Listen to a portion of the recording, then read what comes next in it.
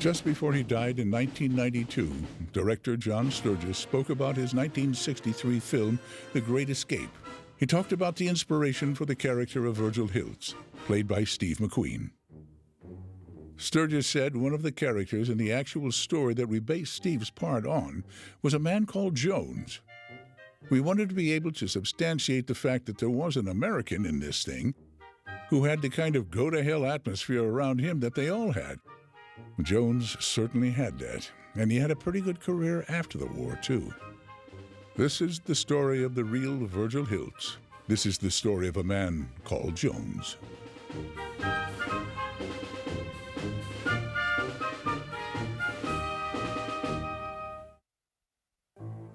I was born in Coos Bay, Oregon. I hate to say it, it was the 18th of December, 1913. 1936, I was commissioned in the Cavalry Reserve, and I went on active duty at Fort Bliss, Texas. Spent a marvelous year there. One day I ran across a good friend. "Where are you going, Norm?" He said, "Well, I'm going to the hospital and take a flight physical. I'm going to go be an aviator." Well, that sounded really interesting, so I said, "I'll go with you." I got a wire back in the middle of June, enlist Jones as a flying cadet. Off I went to Randolph Field, and then entered the class of 38B. That was the first time I ever flew. And incidentally, I got sick. And I didn't eat breakfast for 8 months. We entered with about 165 cadets and graduated 78 a year later. The Air Force was already starting to build up a little bit. The whole of 1941, we were literally on maneuvers, working our fanny off. On the 1st of December, we headed for the West Coast, and we were to start maneuvers against the Navy in the San Diego area.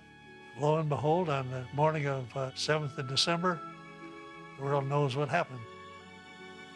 Everybody rushed around then, and it really shocked you. It was more, boy, let's get at it. Roosevelt said, "We have got to do something. We got to make a move." Lieutenant Major Doolittle was supposed to organize it and set up the mission to send a task force as close as we could to bomb Tokyo and proceed to an airfield in China. And he looked far and wide throughout the Air Force to find the most skillful, bravest, honest, and he picked the 17th Bomb Group. Parenthetically, we're the only people who had B-25s. He asked for volunteers, and everybody volunteered. A careful check of the records of each crew member was made, and the 24 most experienced and competent crews were nominated. And then we moved to Eglin. The Navy sent over a lieutenant to help us with on the procedures. He'd never seen a tricycle gear airplane or a twin-engine airplane, and we'd never seen a carrier, so it was the blind leading the blind. During intensive training at Eglin Air Force Base, the best 16 out of the original 24 were selected to go on the mission.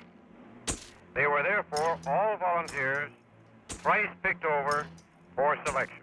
Of the 16 first pilots selected, Davy Jones had the highest rating as a pilot.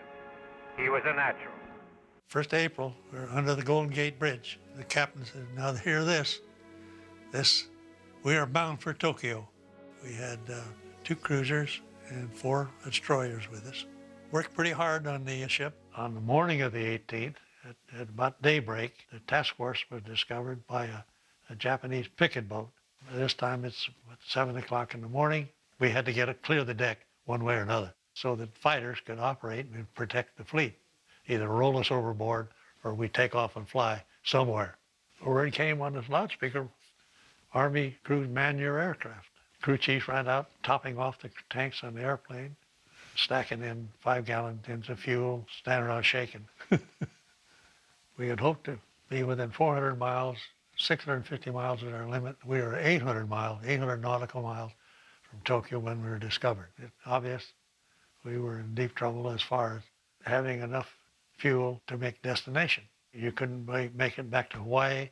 We couldn't make it to the Aleutians. There was no place to go except Japan. About an hour out, I guess, Joe Mansky, my gunner, crew chief gunner, he was 18 years old.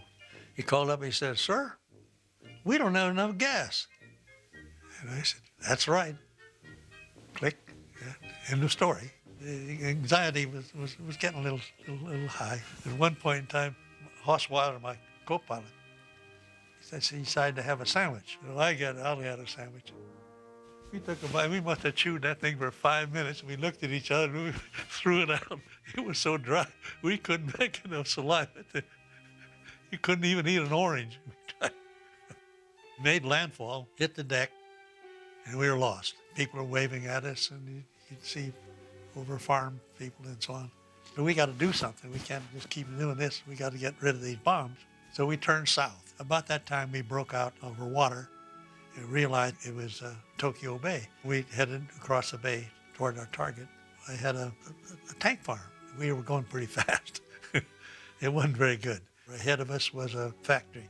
You could drop the incendiary on that. That was no problem. And there was a power station, and I did get a hit there. And we hit the deck. I'm up to about as fast as that airplane would go, and got over the water, and then we throttled back, and we settled out about 150 miles an hour. Navigator, taking sunline, running sunlines.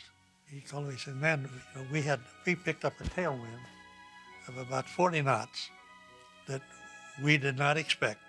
By the time we hit the tip of Kyushu," he said, "we got juice to make it to go all the way." And had we not had that wind, none of us would have made the coast. And they moved us to Algiers, and that's when we started then flying missions.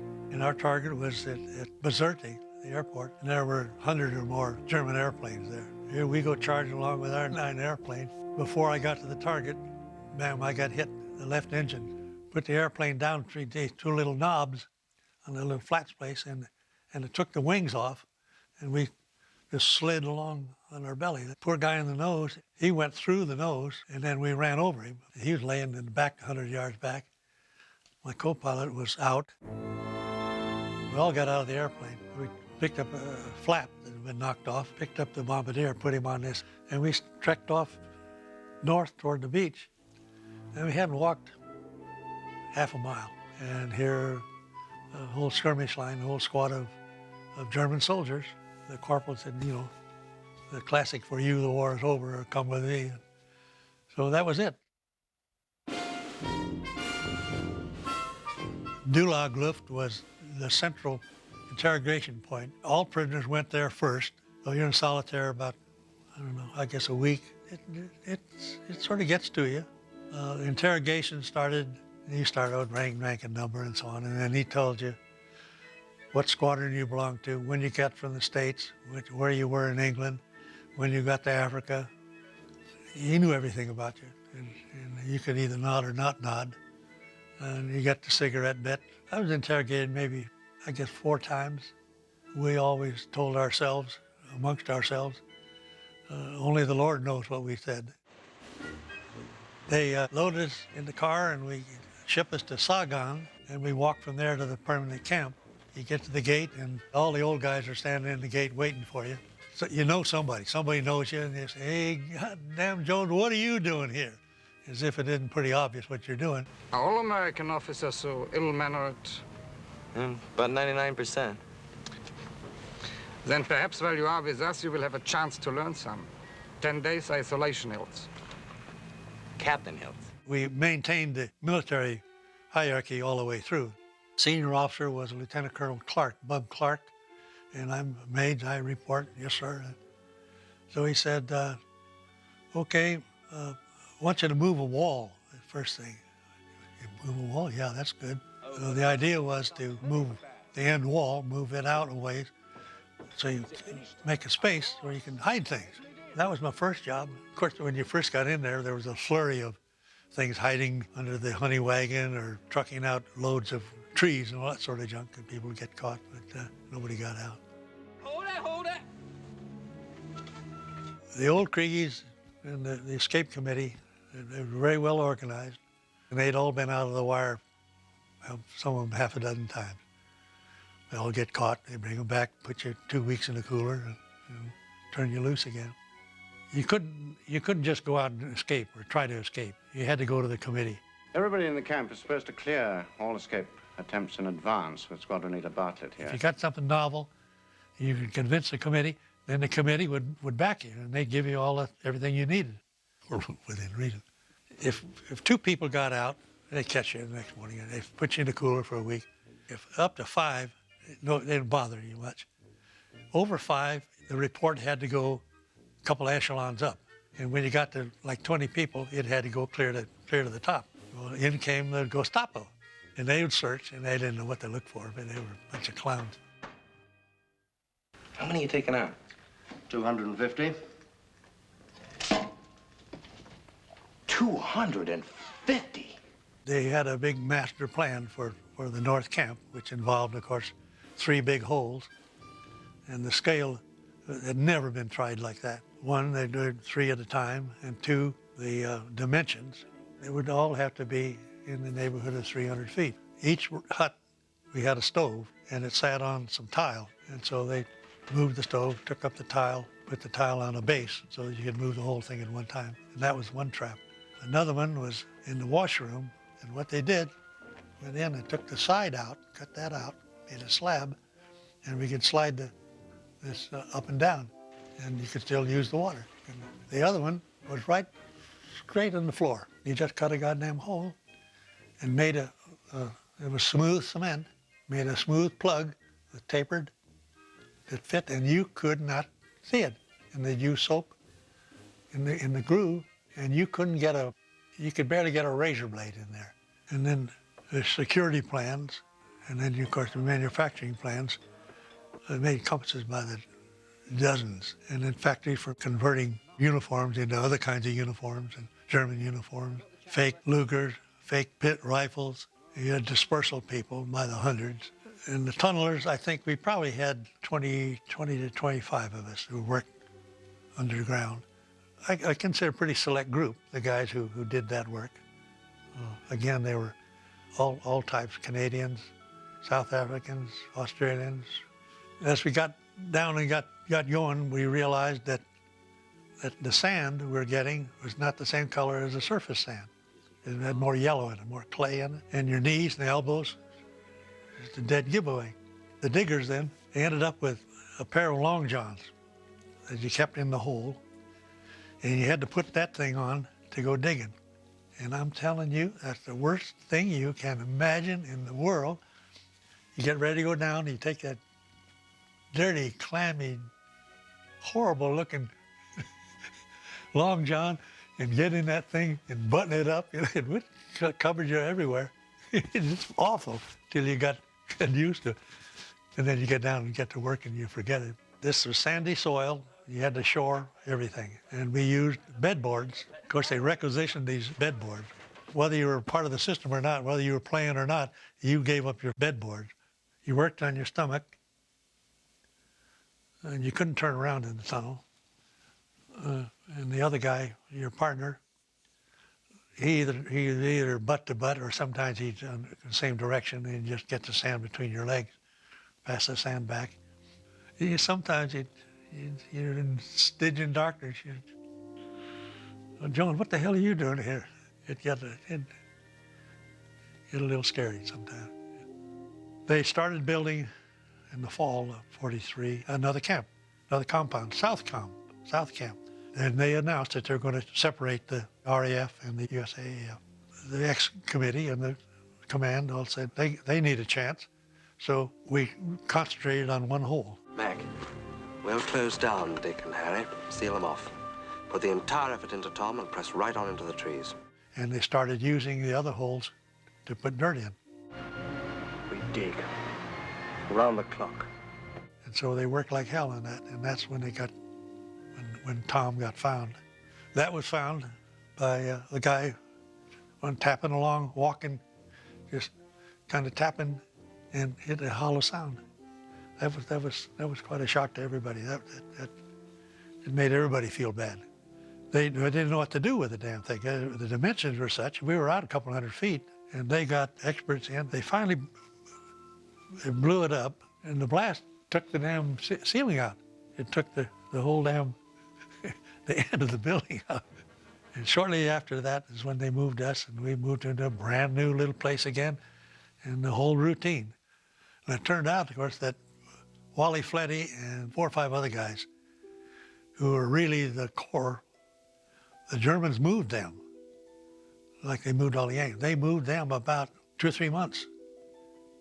Because old Limlitz, the senior German non-com, he knew goddamn well these guys were the limb leaders. And so they just moved them to another camp. He thought they had taken the core, which they did.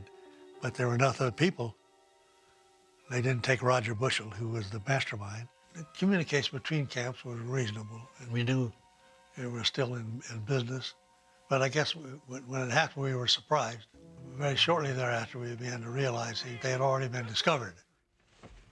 Don't shoot! Don't shoot! Don't shoot! People were coming back in a few at a time, or 1 or 2 at a time. You'd hear about that. And then you started wondering. So we didn't get the bad news until it all kind of came at once. The Germans issued a typewritten statement. Escaping is not a game. And we all looked at that, see who we knew, and thankful to those whose names weren't on there. Had lots of good friends on it, no question about it. Some people I'd met when I first got in camp, I'd worked with and lived with and so on. It was a pretty traumatic time, no doubt about it. You know, there were 78 prisoners who actually escaped. 3 were made successful escapes. All of the rest of them were collected or captured by the Germans, and of that, 50 were murdered.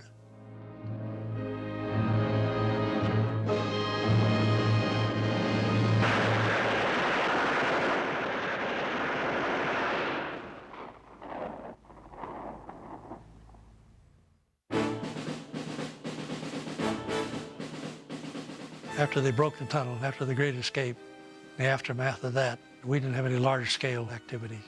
After the attempt on Hitler's life in July, then everybody got mean at that point in time. In January, we knew the Russians are coming. We could hear guns at night sometimes. You could hear artillery. We're edgy. We don't know what's going to happen. And then the word came to evacuate. The Germans, everybody, we just left, walked out. Of course, everybody carried too much. You bundled up with what you could, and you carried what you could. The Germans sent a horse-drawn wagon with bread in it, and the guards, and they stumbled along with us. They couldn't do very well. And it's a foot or more of snow. We're not in really good shape, and we haven't had overstuffed with food, so our endurance is not all that great. But we walked, and the people are falling out, and I began to think about me. And yeah, there are 200 guys, my guys. Well, I didn't really get down that far, but it was every man for himself there for a while. After about 4 days, they loaded us on the boxcars.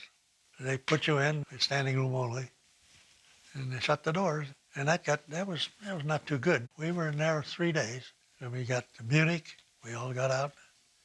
You get back in formation, and we marched up to Stalag 7A, and they were starting to collect there by the thousands. The lice and the bed bug got pretty heavy in that camp. The parcel system failed, so we got kind of hungry. There's no question about it. And then they got a convoy through from Switzerland. That was a mixed blessing because so many people overate. By April, even the Germans, everybody realized that things couldn't go on a hell of a lot longer. Then on the morning of the 29th, we could hear shooting. There was some resistance in the area. Like 10 o'clock, a tank drove through our front gate. The guards had disappeared by then. Patton came in a Jeep about noon, I guess. I don't know what. And he walked through a couple of the barracks, shook hands with some people.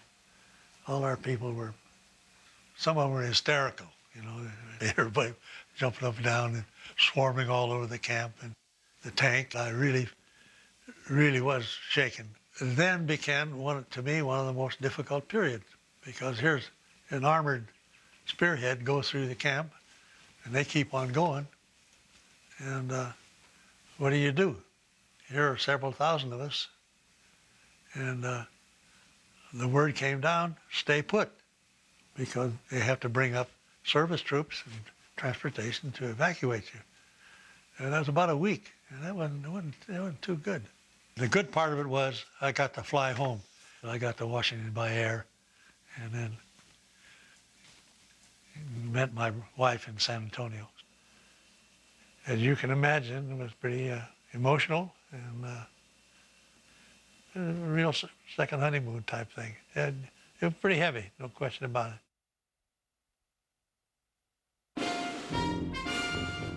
I proceeded to Frederick, Oklahoma, and I got checked out of an airplane. That was a hell of an experience, too, to get back in the air and pilot an airplane after, almost 3 years. In 1947, I went out to Williams and got checked out in the P-80. The jet changed flying, there's no doubt about it.